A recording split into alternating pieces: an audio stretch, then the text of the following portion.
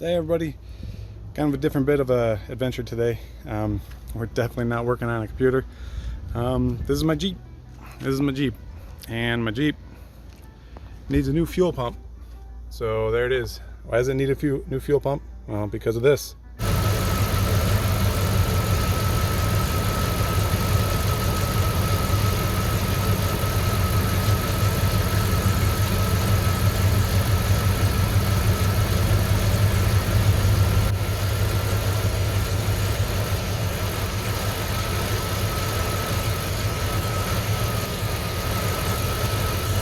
So we're gonna get right to it. It's not a hard thing to do, but we're gonna spend a lot of our time on our backs in here.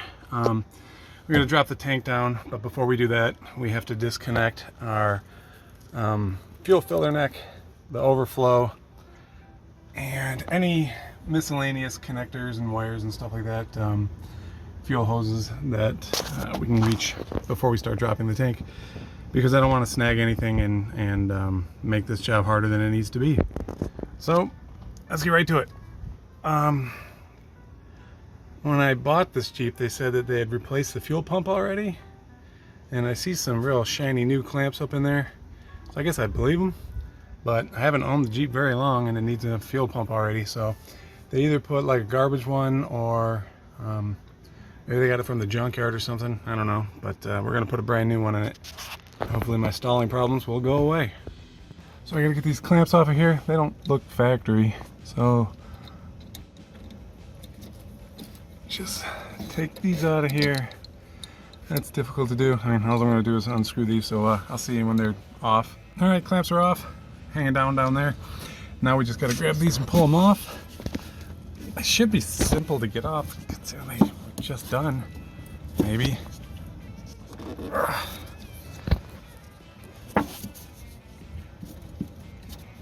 I might have to stick something in here to break the seal that it's kind of created for itself. Alright, once I could get two hands on them, they just kind of twisted right off. Didn't really cause any trouble.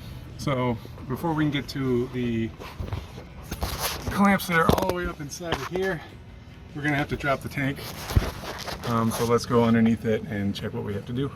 So under here, here's the electrical connector for the pump.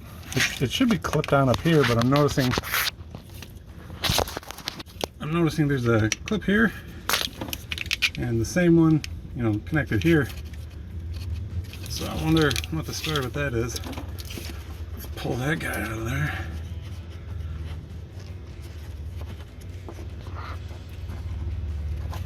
Might need a pair of pliers or something. Anyways, we're going to pull that out so that we can stick this in there, and it's supposed to hold up there. So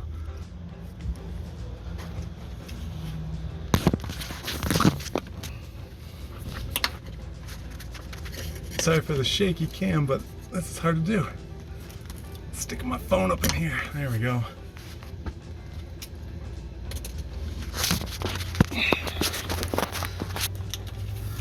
Now we can put that back in its home, and then disconnect the power, the wiring harness, and get to dropping this tank. Now there's a few fuel lines that run up to the fuel pump that are going to be very difficult, if not impossible, for me to undo due to the lack of room. So we will have to drop the tank down, you know, 6 inches to a foot and disconnect those afterwards. So let's take this guy. Can I undo this one-handed? How does that work? Is there a catch?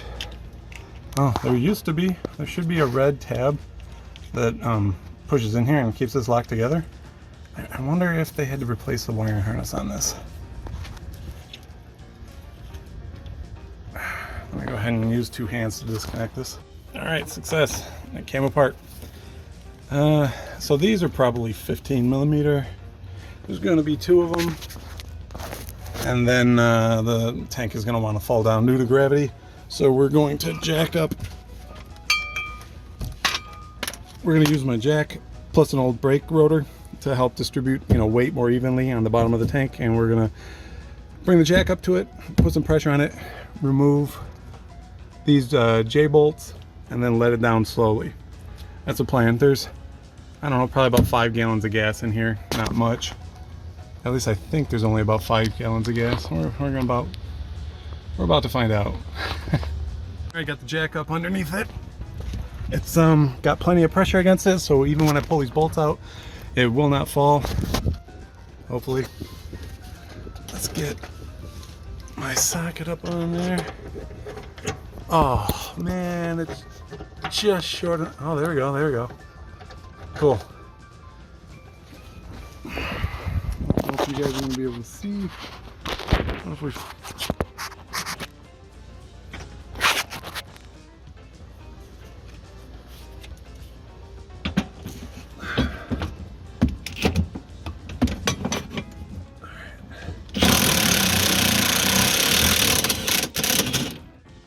there we go.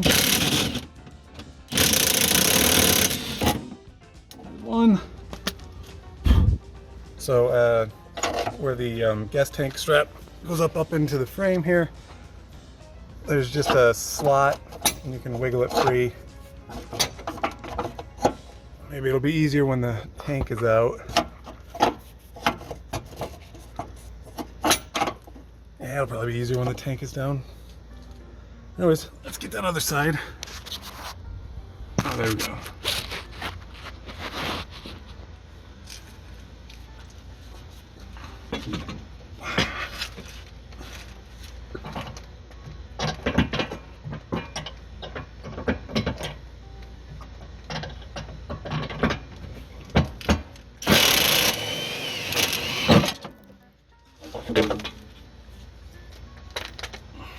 There's my bolt.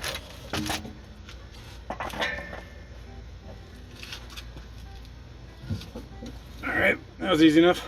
That nut must have went flying out of my ratchet, and at the angle I was at I couldn't see it.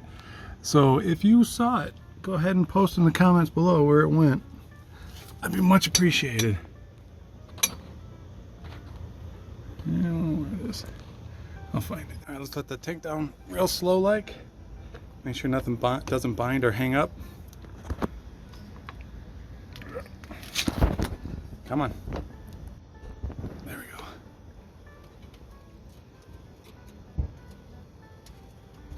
Right. Let's stop it there because it's probably pulling my filler necks.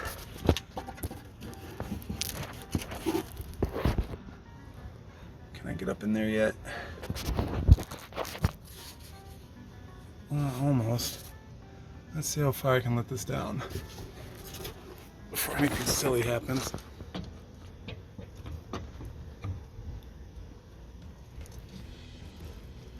I see something silly happening. That's moving a little weird.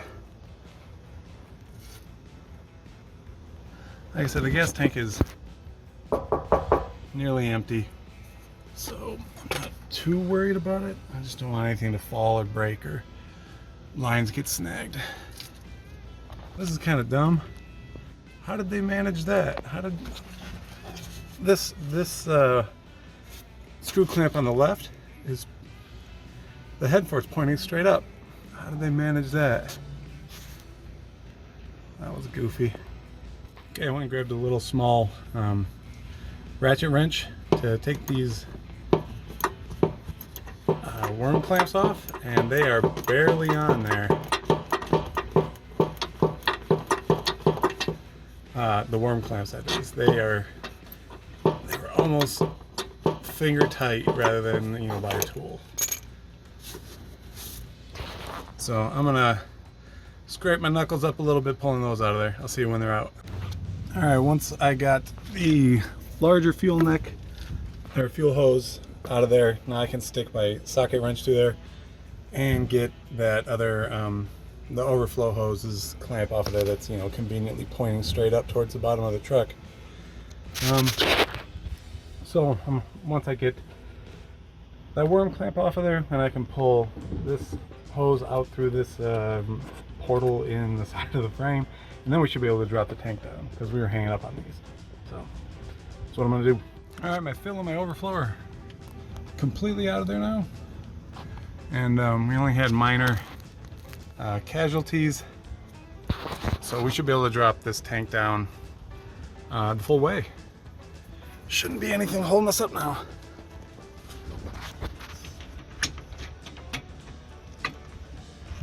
Grab this jack. There we go. Looks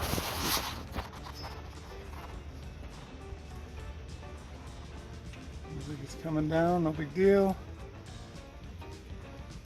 Let me stop it right there. Take a look. Make sure that nothing is binding.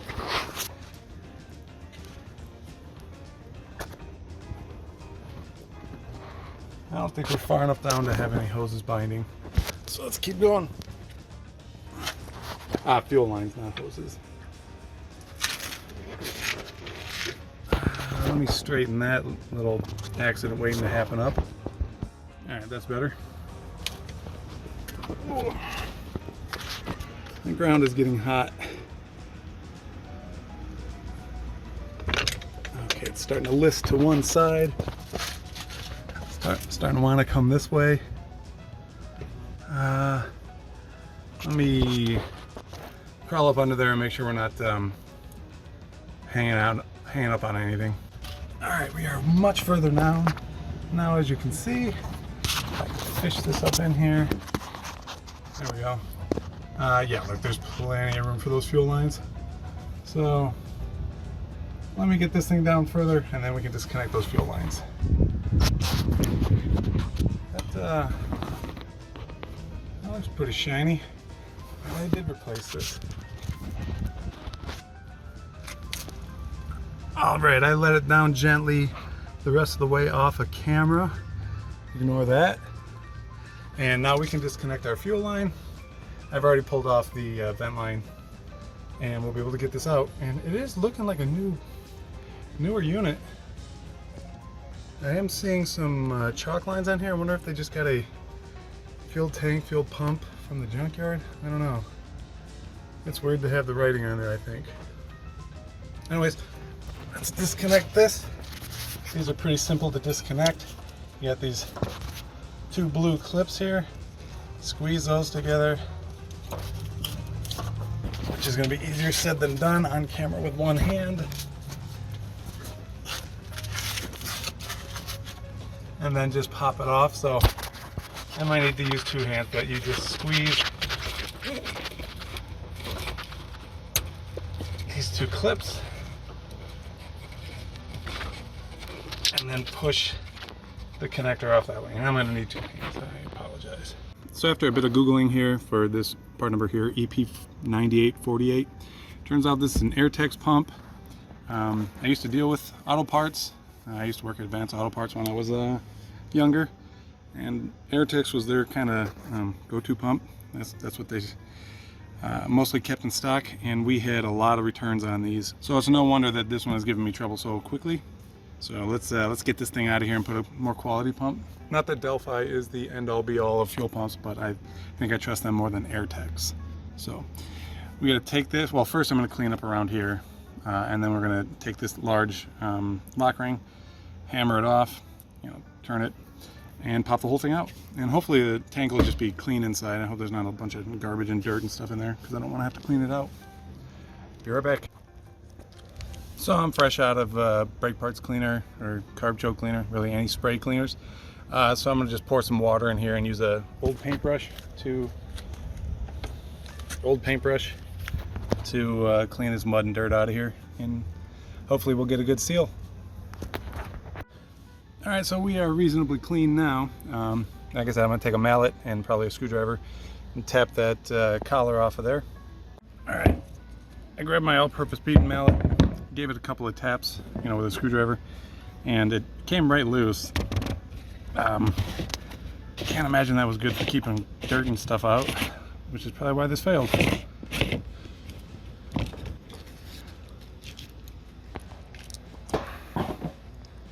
Zoom out.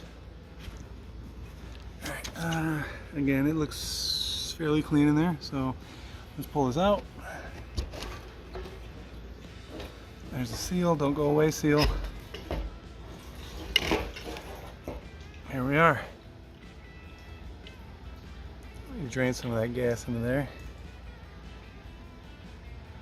I'm gonna go set this somewhere safe.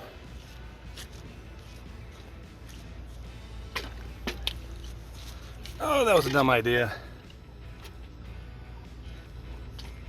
Let me grab my seal. It probably comes with a new seal. Let me make sure it does.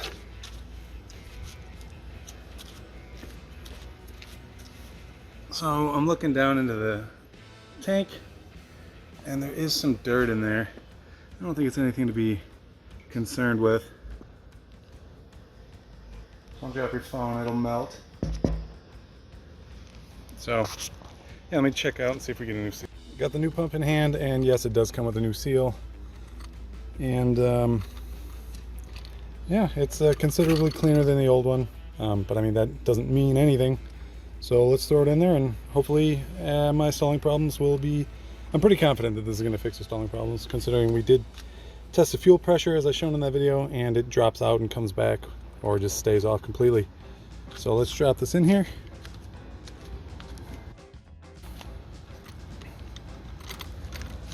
Make sure our float goes in first. Easy peasy. Uh-oh, I need another hand.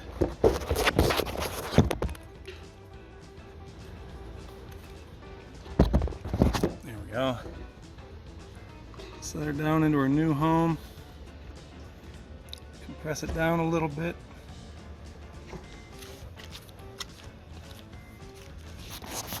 So I'm gonna need a new hand. These are, not that they're universal, but they're spring loaded. You gotta push it down in and then seal it on. So I'll be right back. Okay, it's about 30 minutes later now. And I got, you have to put this seal in here. You know, the one that was right here. You have to sort of like force it down into the opening to seat right, and then you can put the fuel pump down into it. So the reason it's like 30 minutes later is not because I had trouble with this, is because my phone was overheating and it wouldn't let the camera app open because it was overheating. And I guess it's because it's at like 105 right now. So I guess that'll do it, huh? Anyways, I'm gonna fit this down in there, clean this up a little bit, put it down over it, tighten it down, and we can start reinstalling the gas tank. Installation is always reverse of removal, so we're gonna get to it. So once you get your collar on here good and snug, and as far as how tight to do it, you're not trying to, you know, gorilla, you know, clamp it down there. You're just trying to push some pressure on that plastic O-ring that's in there, squish it a little bit, and you should not be able to take this on or off by hand. And the first time you go to tap it to take it off, it's going to take a little bit of force. It should not come off as easy as like what I said earlier, where it was like 1 or 2 taps and it just went, you know, basically came off there. So now we're going to put this fuel tank back onto the that guy there, the jack, roll it in, jack it up, stick the fill necks through the side onto these, and this should go pretty quick. But first, since the tank is out of here, I gotta find that bolt, well, that nut that I lost. So I'm looking around and looking around for that little bolt, and I'm not seeing it on the ground. And then I decided, well, what if we start looking upwards? And I saw it immediately. I can't wait to review the footage and watch that happen.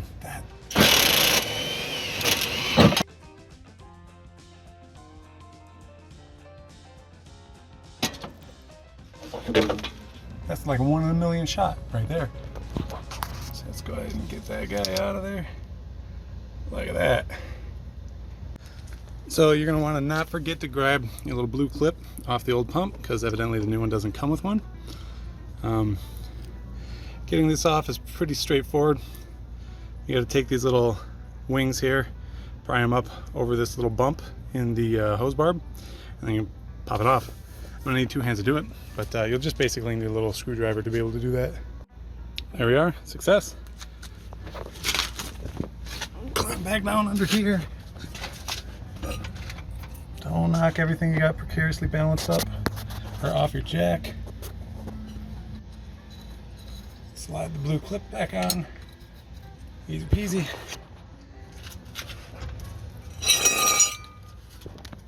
this is hard to do. So I'm gonna put my vent line, which is right here, back on here. There's no clamps or anything. It's, you know, there's no pressure or anything, so you just slide it on. And then our easy clip for the fuel feed, just gonna slide over that until it clicks on. So let me see if I can balance you up anywhere here so you can watch. I don't know if this is a thing that I can do. Okay, it's not. It's not exactly like it's action packed, so I'll see in a minute. So when you're putting your fuel line back on, the one with the blue clip, when you're pushing it forward, you want to make sure that both sides of these tabs here click into place. You know, there'll be a double click, you know, simultaneously, and then it'll be locked on there and you can't get it off. There's fairly high pressure in there, you know, probably around 45 pounds. So you're gonna want to make sure that you get it right, because if you don't, it's gonna come spraying out of there pretty violently. And gas is flammable. So next up, we're gonna raise our tank up into place and try and get our hoses back on. So let me do that, and this is gonna be a two-handed thing, so I do apologize. I do have to catch it back when I get this up into place. Now, if you've pulled your gas tank straps out at any time, make sure you put them in. That way they can hold, they help sort of hold the tank in place as you're trying to go up with it. Again, if this tank is up, you won't be able to get these back in, so don't forget that, especially on a 105-degree day. Now, once you've got your tank up into place, and you'll notice I'm not using the brake rotor to kind of distribute the weight. It's pretty empty tank. Like I said, it's only a few gallons of gas in there, and this plastic's very stout. You might scratch it a little bit, but you're not going to break it, like, or puncture it or something like that. But now is the time we're going to try and get these filler necks and the vent neck or overflow hose back on there, and then we'll drop it down a little bit so that we can make room to get those clamps back on it. So much like the same way we got it out, that clamp has to be tightened through this little porthole through the frame, and then we can do the main one, which we'll tighten from down this side here. Not the most efficient way to do it, and I'm probably doing it kind of a hard way. There might be an easier way that I'm not seeing, but this is just how it is for me. All right, we got our fill neck and our overflow installed. The clamps are, like I said, they're not ideal. I would think there's a better way to get those on and off, but I mean, like, that is what it is. However, I did find new clamps that kind of fit better, so we don't have a ton of the end of the clamp sort of like springing off. Sort of like this one up here. But I mean, I only have the clamps that I have on hand, and there wasn't a lot to pick from, so they are what they are. However, now we can put our straps back up, plug our fuel pump back in, and go over everything, make sure we didn't miss anything, and then try to fire it up. After we fire it up, probably let it run for, I don't know, 20 minutes, 30 minutes. Make sure that it doesn't suffer from the same fate as the last fuel pump. That last fuel pump, it would start up kind of fine. There was a little bit of excessive cranking, but it would fire up and it would run, you know, 10 minutes, 20 minutes maybe. And then after it'd run for a little while, the fuel pressure would drop off very quickly down to zero. And sometimes it would catch itself and the pump would kick back on and it would run like nothing had happened. But most of the time it would stall out. So let's get these up there. So I've got the J hooks started, just so that I can let this this jack down and let the tank find where it wants to rest. And that way, because like if you tighten those J hooks up all the way, oh man, oh god, the ground is hot, oh god. Anyways, if you tighten those J hooks up all the way and tighten these gas tank straps, you could be forcing this into a position it doesn't want to be in. I don't know if that makes sense, but basically this isn't going to move or settle into place because the jack is in place. So let's take that out. There we are. It's under here. And see how now we sit real nice in that in the strap,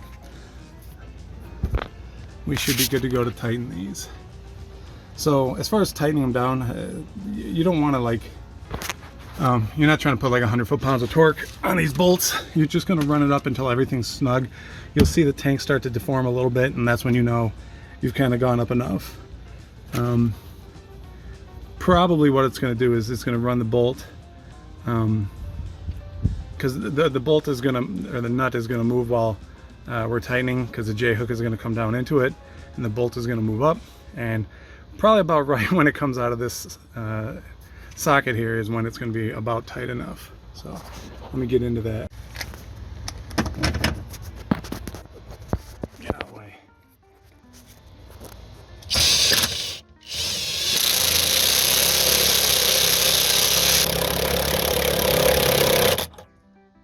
That one seems to have gone all the way up without pulling out. I wonder if that J hook's a little longer, because this one dang sure pulled out.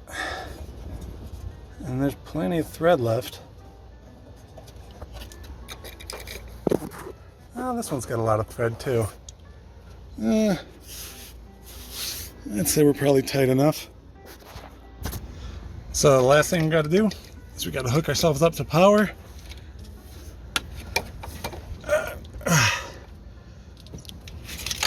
Here we are. Hopefully you'll be able to see this. I'm going to set the phone down on my chest.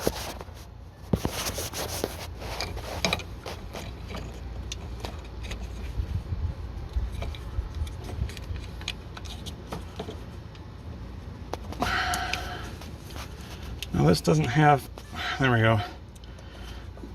But like I said, there's a red lock that's supposed to go in here. And it's not there, so hopefully that's not a big deal. So let's clip this back into place. Let me find, there it is. There we go. That's secure up out of the way. Fuel lines are up out of the way. Nothing's binding. Cool. Let's start it up. All right, so to check for leaks, make sure everything works all right, we're gonna prime the pump. We're gonna go key on, engine off a couple of times. First time I'm gonna go slow and listen to see that the pump turns on. It's probably gonna be real quiet, but I'm gonna listen for it. There's the button for that, so we don't have to listen to that. I don't think it pulled it. All right, so key on, engine off. Oh, I heard it.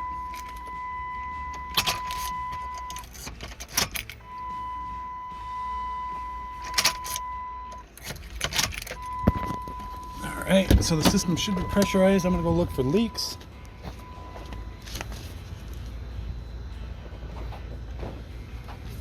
I don't see or hear or smell any gas.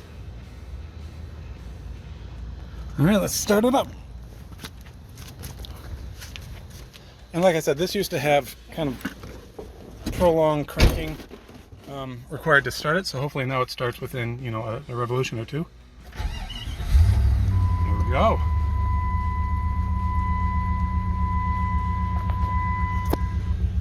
So if you're curious, my Jeep has 187,625 miles on it. It's a 5.2 liter V8.